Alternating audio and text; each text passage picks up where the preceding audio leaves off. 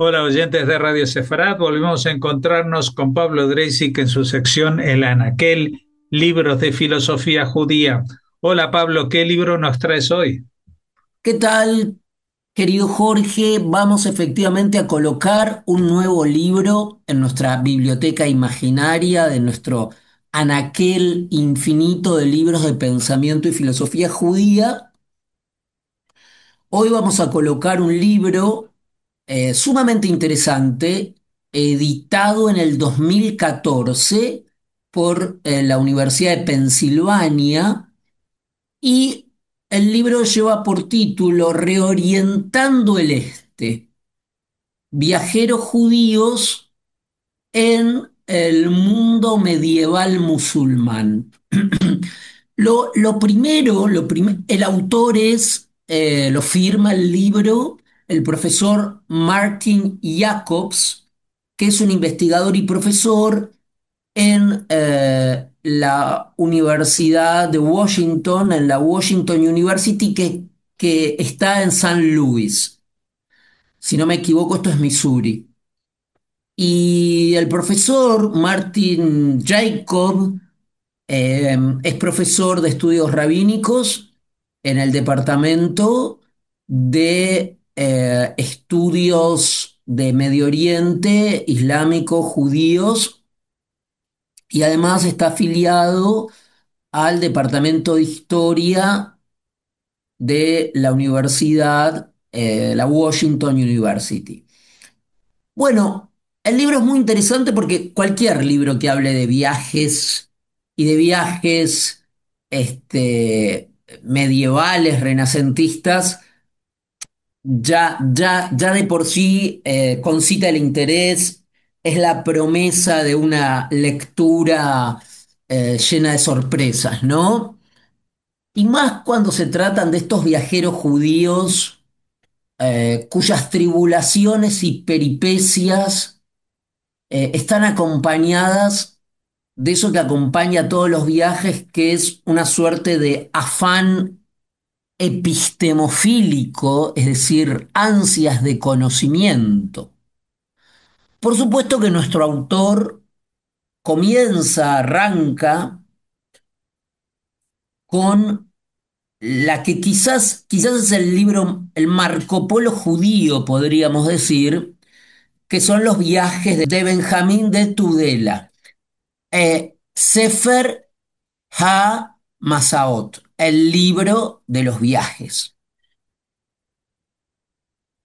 Eh, y la contextualización de nuestro Benjamín de Tudela corre a cargo ha corrido históricamente a cargo de Marcus Nathan Adler, que contextualizó el viaje de Benjamín a Oriente Medio dentro de la historia de las cruzadas, o lo que Adler consideraba una lucha entre la cruz y la media luna. Pero más allá de este comienzo, el libro lo que tiene de interesante, que es lo que tiene de interesante los viajes, y más en esta época, es que siempre los viajes a terra incógnita, ¿no? Han suscitado la idea de la propia identidad, es decir, sabemos quiénes somos, si alguna vez lo logramos saber, a partir de confrontarnos con un otro, ¿no? Con una alteridad, con otros pueblos, ¿no? Entonces, y en un pueblo como el pueblo judío, cuya identidad no diría que es líquida, porque sería decir que su identidad es insustancial, tampoco es sustancial, pero que precisamente se constituye siempre en relación con otros, porque no hay una esencialidad aristotélica que apoye esa identidad, entre comillas, identidad, se constituye a partir de, diría Sartre, la mirada del otro. De modo que lo que analiza Jacob Martin es cómo miraban esos viajeros judíos a otros pueblos, cómo esos otros pueblos, sobre todo en territorio musulmán, lo miraban a ellos, a los judíos, cómo los viajeros judíos eran recibidos en territorios musulmanes. En algunas ocasiones los viajeros celebraban la bienvenida de los califatos o de los reinos musulmanes en relación a la dureza cristiana. En otros casos al revés, los pueblos musulmanes manifestaban una hostilidad mayor que los cristianos. Si los cristianos, o si los judíos, mejor dicho, europeos, viajaron a las mismas regiones que los cristianos, otra pregunta es, ¿las describieron desde la misma perspectiva y por las mismas razones? ¿Compartieron estos autores judíos ciertas perspectivas o percepciones occidentales del mundo islámico? O sea, esos viajeros judíos tenían la misma mirada que cuando los cristianos llegaban a territorio islámico. ¿O acaso la mirada al cercano oriente a través de un prisma judío medieval fracturó el mito del hogar y el extranjero de maneras inesperadas? ¿Permitió la existencia de comunidades judías en todo el mundo? Y, y un tema que hoy con este mito del colonialismo judío y todas estas pavadas, es el tema de si estos viajes premodernos tenían algo que ver con algún tipo de colonialismo, y claramente no. De modo que este tema, por ejemplo, un tema muy interesante que habla Jacob es, por ejemplo, la palabra, la propia geografía, ¿no? Mizraj, ¿no?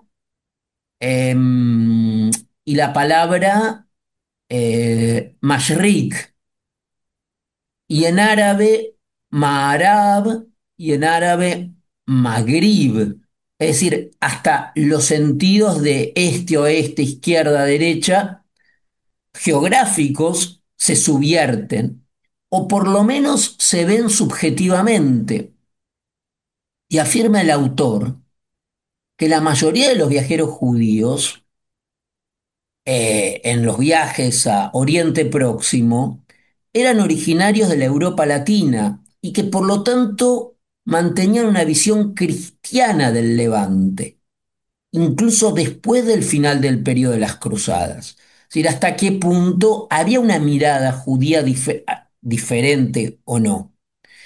De modo que los judíos, que somos esta cosa viajeros, y esto está por supuesto unido al comercio, a la cultura, a lo portuario, a los libros, a las mercancías, y acá es inevitable también hablar de Meshulam de Volterra, este empresario toscano, del rabino Obadías de Bertinoro, todos ellos a su manera sabios y viajeros. O sea, en el judaísmo está anudado la sabiduría y el viaje. Por eso, estimado Jorge, recomendamos el libro del profesor Martin Jacob, que lo van a disfrutar y va a ser un muy lindo viaje de conocimiento. Muchas gracias, Pablo, como siempre, y esperamos volver a contar con otra recomendación la semana que viene. Hasta entonces, muchas gracias. Por favor.